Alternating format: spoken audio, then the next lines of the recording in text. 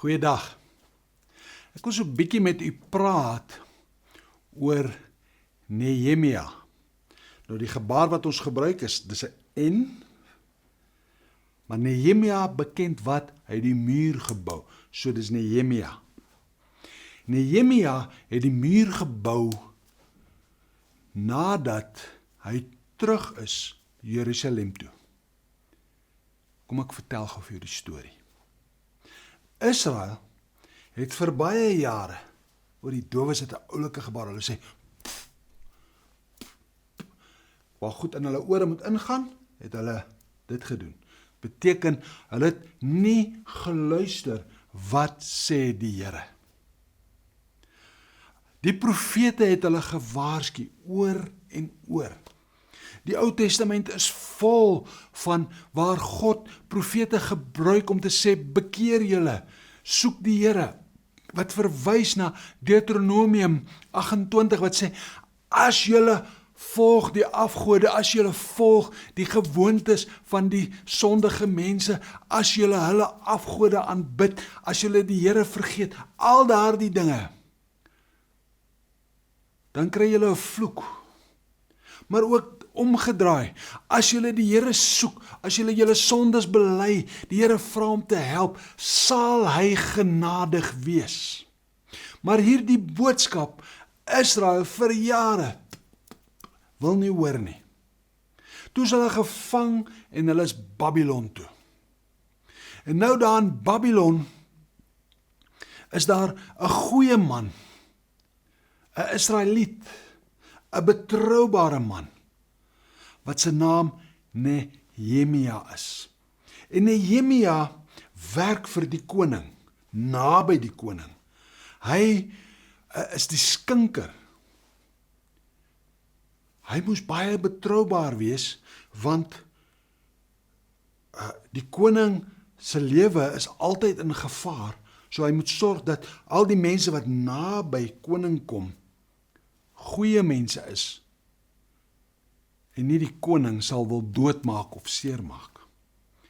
En Nehemia is so naby, hy toets die wyn.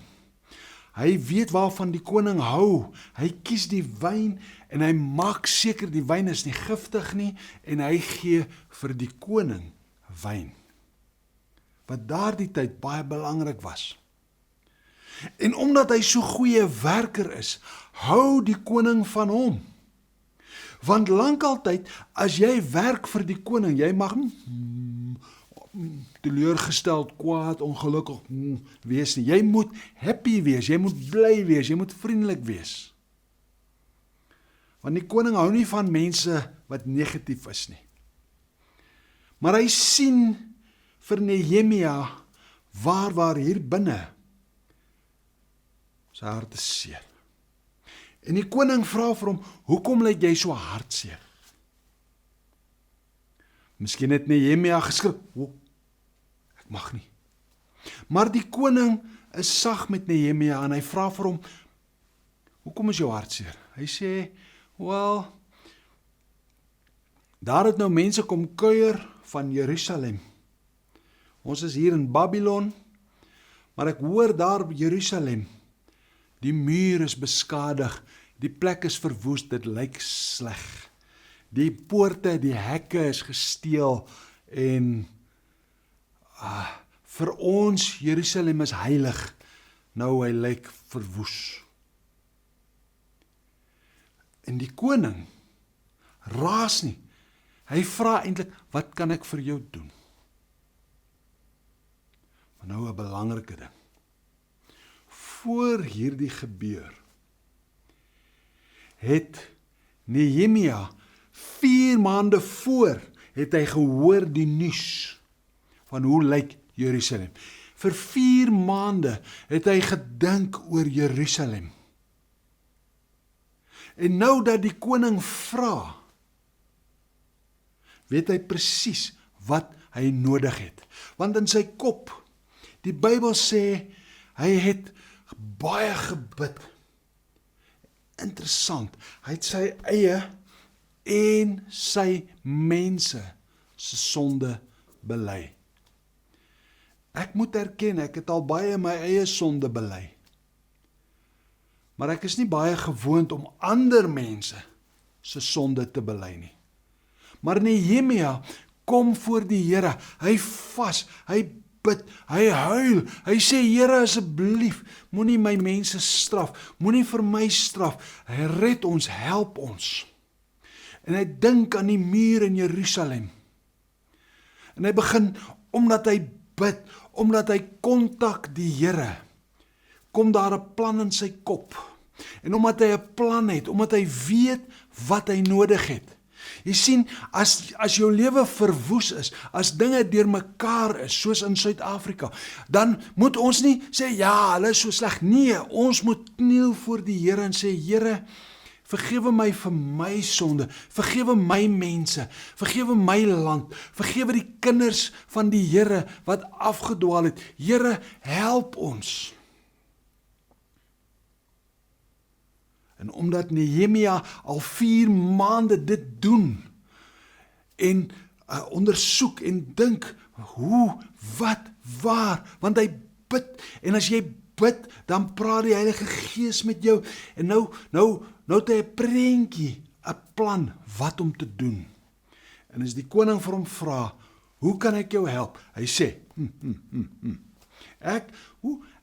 Ek het 'n brief nodig, wat ek vir die ander mense wat daar, Jerusalem, die ander mense wat vir die koning werk, soos hy, hulle noem dit landvoogde, mense wat, en vandag kan ons sê, soos die burgemeesters en die belangrike mense van elke plek. Jy moet vir my 'n brief gee, dat ek vir hulle kan wys, sê, jy toestemming vir my gee om te kom. Ook, ek het, bietjie diere nodig om saam te vat, en ook as u kan asseblief stuur soldate, sodat op pad daar ons nie aangeval word.